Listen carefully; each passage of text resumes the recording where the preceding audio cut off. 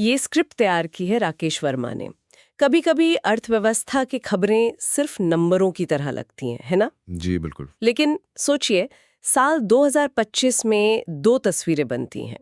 एक तरफ चीन है, जो दुनिया को इतना सामान बेच रहा है कि उसकी कमाई सारे खर्च निकालकर $1 ट्रिलियन के पहाड़ को भी पार कर गई है। $1 ट्रिलियन, ये आंकड़ा ही अपने आप में बहुत बड़ा है। और दूसरी तरफ है भारत, जिसका व्यापार घाटा मतलब कमाई और खर्च का अंतर हर महीने नया रिकॉर्ड बना रहा है, खासकर चीन के साथ।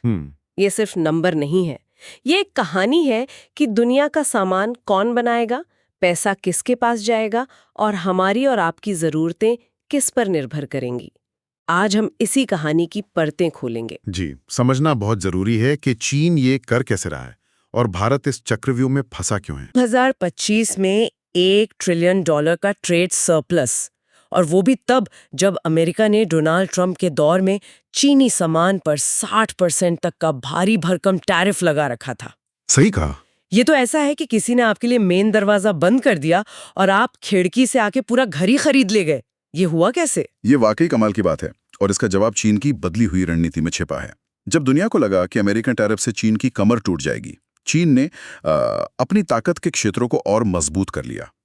अच्छा, इसके पीछे 4 बड़े कारण हैं। सबसे पहला और सबसे जरूरी है हाईटेक एक्सपोर्ट्स पर कब्जा। हाईटेक एक्सपोर्ट्स मतलब अब वो सस्ते खिलौने और कपड़े नहीं बेच रहे? बिल्कुल, वो दौर पीछे छूट गया। अब चीन इलेक्ट्रिक गाड़ियां यानी EVs, solar panel, lithium ion battery और सेमीकंडक्टर जैसे भविष्य के प्रोडक्ट्स का बादशाह बन गया है। ओह, आप अंदाजा लगाइए, इन सभी सेक्टर्स की ग्लोबल मार्केट में चीन का हिस्सा 50% से भी ज्यादा है। 50% से ज्यादा? जी, और ये कोई तुक्का नहीं है। इसके पीछे सरकार की तरफ से दी गई भारी भरकम सब्सिडी, इकोनॉमीज ऑफ स्केल यानी बड़े पैमाने पर उत्पादन, और एक ऐसी मजबूत सप्लाई चेन है जिसे तोड़ना लगभग नामुमकिन है। तो आप कह रही हैं कि चीन की रणनीति सिर्फ सामान बेचना नहीं, बल्कि भविष्य की टेक्नोलॉजी की चाबियां अपने हाथ में रखना है। एकदम सही नजरिया है। वो सिर्फ कारें नहीं बेच रहे हैं, वो उस ग्रीन एनर्जी इकोसिस्टम को बेच रहे हैं जिस पर आने वाली दुनिया चलेगी। लेकिन आपका पहला सवाल भी जायज था। अगर अमेरिका का बड़ा बाजार बंद हो गया था तो ये सारा सामान बिका कहाँ? हाँ, वही मैं सोच रही थी। यहीं पर उनकी दूसरी रणनीति काम आई, नए दरवाजे खोजना। ये दिलचस्प है। उन्होंने क्या किया? बहुत चालाकी से काम किया।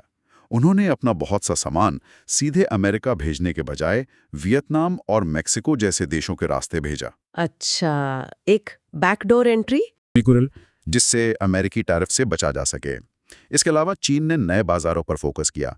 आसियान देशों के साथ उसका व्यापार 15% बढ़ गया और लैटिन अमेरिका, अफ्रीका जैसे उभरते बाजारों में तो ये बढ़ोतरी 20% तक पहुंच गई। तो मतलब एक रास्ता बंद हुआ तो उन्होंने 10 नए रास्ते बना लिए। लेकिन क्या इसमें चीन की अपनी घरेलू अर्थव्यवस्था का भी कोई रोल था? बिल्कुल, और ये तीसरा कारण शायद सबसे चौंकाने वाला है। चीन का सरप्लस इसलिए भी बढ़ा क्योंकि चीन के लोग खुद कम खर्च कर रहे थे। क्या मतलब? वहाँ का प्रॉपर्टी मार्केट संकट में था, युवाओं में बेरोजगारी 17% से ज्यादा थी और कीमतें लगातार गिर रही थीं, जिसे हम डिफ्लेशन कहते हैं। रुकिए, ये तो उल्टा लग रहा है। किसी देश के लोग कम खर्च करें तो ये उसके ट्रेड सरप्लस के लिए अच्छा कैसे हो सकता है? अच्छा सवाल है। देखिए, जब देश के अंदर ही मांग कम हो गई तो बाहर से आने वाले सामान यानी इंपोर्ट्स की जरूरत भी घट गई। ओह, समझी। चीन ने दुनिया को सामान तो खूब बेचा, लेकिन दुनिया से खरीदा कम। इससे खर्च और कमाई का अंतर और बढ़ गया और सरप्लस आसमान छूने लगा। और कोई कारण? हाँ, चौथा बड़ा कारण था मुद्रा का खेल। चीन ने अपनी करेंसी रेनमिंबी की कीमत जानबूझकर डॉलर के मुकाबले 10-15% कम रखी। यानी एक तरह से चीन अपने हर सामान पर 10% ऑफ का एक अदृश्य स्टिकर लगा रहा था, ताकि दुनिया उसे ही खरीदे। बिल्कुल सही पकड़ा आपने। यही 4 स्तंभ थे: हाईटेक पर कब्जा, नए बाजार, कमजोर घरेलू मांग और सस्ती करेंसी। इन सब ने मिलकर वो $1 ट्रिलियन का आंकड़ा बनाया। चीन की रणनीति तो बहुत आक्रामक लगती है। इसके सामने भारत की स्थिति और भी नाजुक दिखती होगी। हमारे यहाँ क्या हो रहा है जो ये घाटा इतना बढ़ गया है? अक्टूबर 2025 में एक महीने का व्यापार घाटा $41.68 बिलियन।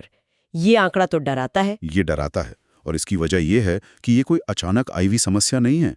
ये एक ढांचागत समस्या है जिसकी जड़ें बहुत गहरी हैं। और सबसे बड़ी जड़ क्या है? सबसे बड़ी जड़ है चीन पर हमारी भारी निर्भरता, या यूं कहें कि अति निर्भरता। हम अपनी इंडस्ट्री चलाने वाली कई अहम चीजों के लिए पूरी तरह से चीन पर टिके हुए हैं। जैसे कि क्या, कोई उदाहरण दे सकते हैं? सबसे बड़ा उदाहरण है हमारी फार्मा इंडस्ट्री, जिसे हम दुनिया की फार्मेसी कहते हैं। लेकिन दवा बनाने के लिए जो सबसे जरूरी कच्चा माल यानी एक्टिव फार्मास्यूटिकल इंग्रेडिएंट्स या एपीआईज लगते हैं, उसका 60 से 70% हिस्सा हम चीन से इंपोर्ट करते हैं। 60 से 70%? ये तो सिर्फ व्यापारिक निर्भरता नहीं, ये तो एक तरह की सामरिक कमजोरी हुई।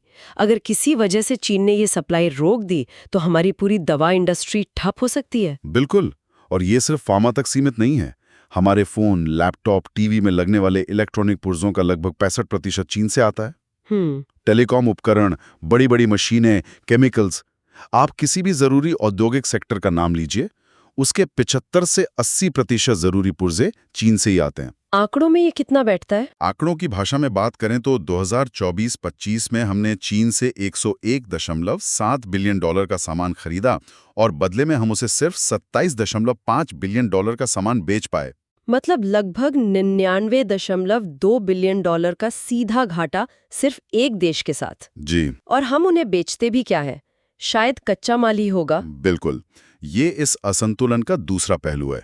हम चीन को ज्यादातर कच्चा माल बेचते हैं, जैसे लौह अयस्क, कपास, समुद्री उत्पाद, और वो हमें इन्हीं चीजों से बनी बनाई महंगी चीजें यानी फिनिश्ड प्रोडक्ट्स बेचते हैं। ये तो वही क्लासिक आर्थिक जाल है ना? हम उन्हें पत्थर बेच रहे हैं और वो हमें तराशी हुई मूर्तियां बेच रहे हैं, कई गुना ज्यादा कीमत पर। आपने सही कहा। ये निर्भरता तो एक पहलू हुआ। क्या हमारे देश के अंदर भी कुछ ऐसी चुनौतियां हैं जो हमें इस रेस में पीछे धकेल रही हैं? निश्चित रूप से। हमारी कुछ घरेलू समस्याएं इस घाटे को और बढ़ा देती हैं। इसमें सबसे बड़ी है लॉजिस्टिक्स की लागत। मतलब सामान को एक जगह से दूसरी जगह ले जाने का खर्च। हाँ, भारत में किसी सामान को फैक्ट्री से बंदरगाह तक पहुंचाने का खर्च हमारी जीडीपी का करीब 14% है। 14%? ये तो बहुत ज्यादा है। चीन के मुकाबले कितना है? चीन में यही खर्च सिर्फ 8% है। ये 6% का अंतर हमारे हर प्रोडक्ट को अंतर्राष्ट्रीय बाजार में शुरू से ही महंगा बना देता है। ओह। इसके अलावा फैक्ट्री लगाने के लिए आसानी से जमीन मिलना एक बड़ी चुनौती है, और हमारे 27 जरूरी सेक्टर्स में कुशल कारीगरों मतलब स्किल्ड लेबर की भारी कमी है। ये सब मिलकर हमारी मैन्युफैक्चरिंग की रफ्तार को धीमा कर देते हैं। ठीक है, तो समस्या गहरी और कई परतों वाली है। चीन पर निर्भरता, गलत इंपोर्ट एक्सपोर्ट बास्केट और हमारी अपनी घरेलू चुनौतियां। अब सबसे बड़े सवाल पर आते हैं। इस चक्रव्यूह से निकलने का गेम प्लान क्या है? क्या हम सिर्फ हाथ पर हाथ धरे बैठे हैं या कोई ठोस रणनीति बन रही है? नहीं, कोशिशें हो रही हैं, और भारत असल में कई अलग अलग चीजें एक साथ करने की कोशिश कर रहा है।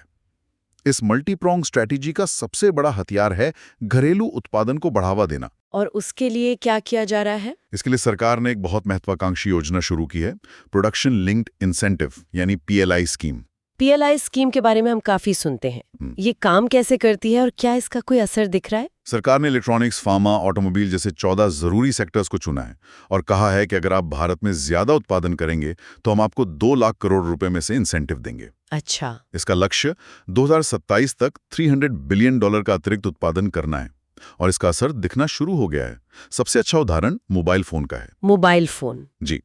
आज से कुछ साल पहले तक हम ज्यादातर फोन इंपोर्ट करते थे। पीएलआई के बाद मोबाइल फोन का आयात 40% तक कम हो गया है, क्योंकि अब बड़े बड़े ब्रांड्स भारत में ही फोन बना रहे हैं। ये उदाहरण तो अच्छा है, लेकिन यहाँ एक सवाल उठता है, क्या ये पीएलआई स्कीम असल में मेक इन इंडिया है या सिर्फ असेंबल इन इंडिया? क्या हम अभी भी सारे जरूरी पुर्जे, फोन की स्क्रीन, उसका प्रोसेसर, उसकी बैटरी चीन या ताइवान से ही नहीं मंगा रहे? ये एक बहुत ही जायज और जरूरी सवाल है, और सच कहूं तो अभी की स्थिति में ये काफी हद तक असेंबल इन इंडिया ही है। लेकिन रणनीति यह है कि ये पहला कदम है। जब एक बार असेंबलिंग का इकोसिस्टम बन जाएगा तो फिर धीरे धीरे पुर्जे बनाने वाली कंपनियां भी यहां आएंगी। ये एक लंबी प्रक्रिया है। और इसके अलावा पीएलआई के साथ साथ दूसरी रणनीति है चाइना प्लस वन। अच्छा, ये वो आइडिया है कि दुनिया की बड़ी कंपनियां अब सिर्फ चीन पर निर्भर नहीं रहना चाहती। बिल्कुल। कोविड और जियोपॉलिटिकल तनाव के बाद हर बड़ी कंपनी अपनी सप्लाई चेन को डी-रिस्क करना चाहती है। वो चीन के साथ साथ वियतनाम, इंडोनेशिया, बांग्लादेश जैसे देशों में भी अपनी फैक्ट्रियां लगा रहे हैं। और भारत यहाँ मौके का फायदा उठाना चाहता है? जी। भारत यहाँ कह रहा है, हे लुक एट अस, हम भी एक मजबूत विकल्प हैं।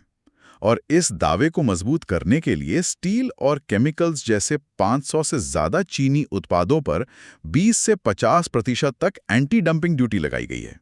ताकि सस्ते चीनी माल से हमारे घरेलू उद्योगों को बचाया जा सके। एकदम सही। तो हम अपना उत्पादन बढ़ा रहे हैं और चीन से आने वाले सस्ते माल पर लगाम भी लगा रहे हैं।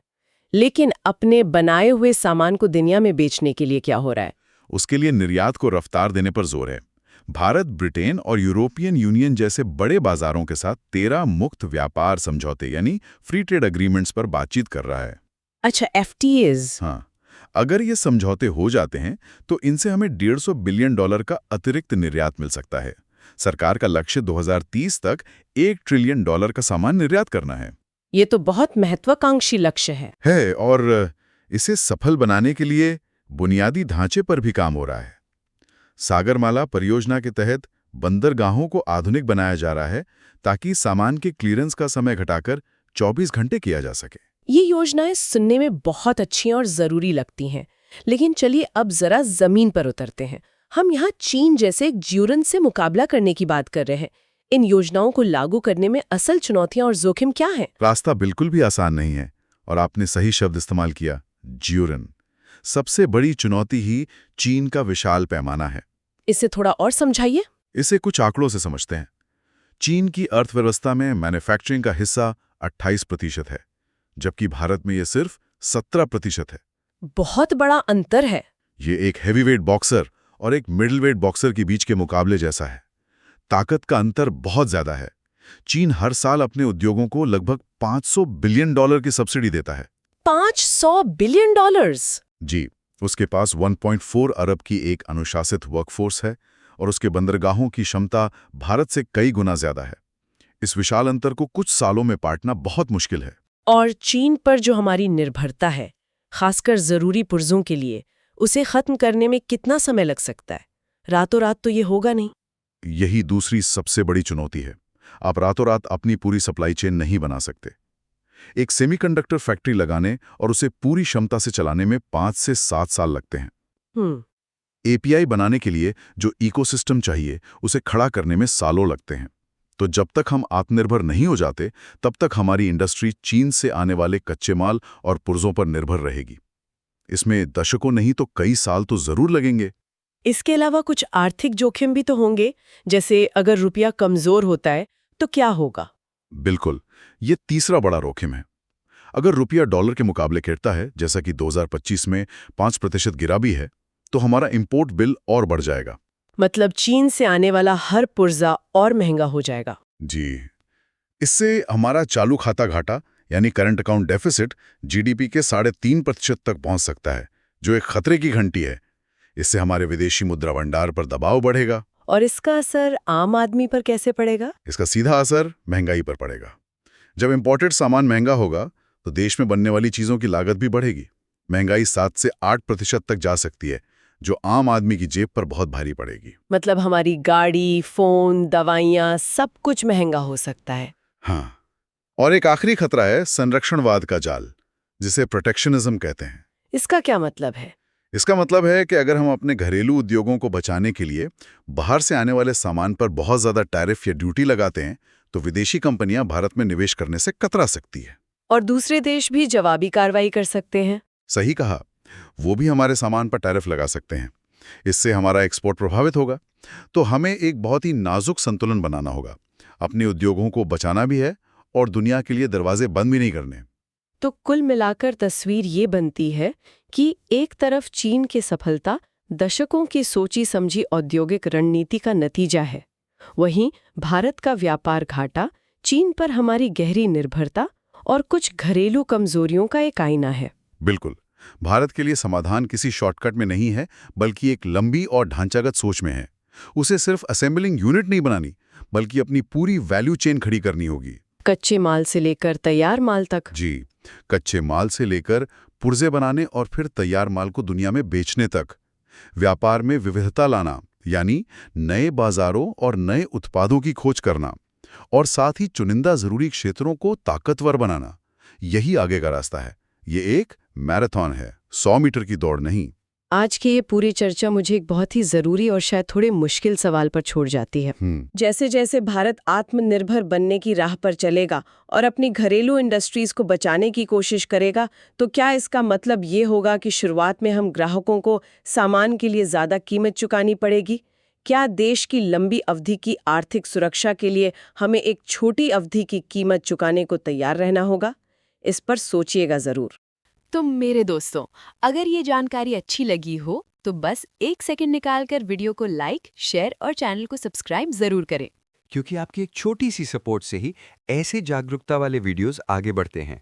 और हाँ, कमेंट में जरूर बताएं कि अगला वीडियो किस टॉपिक पर चाहिए। धन्यवाद। मिलते हैं फिर से अगले वीडियो में एक नई जानकारी के साथ।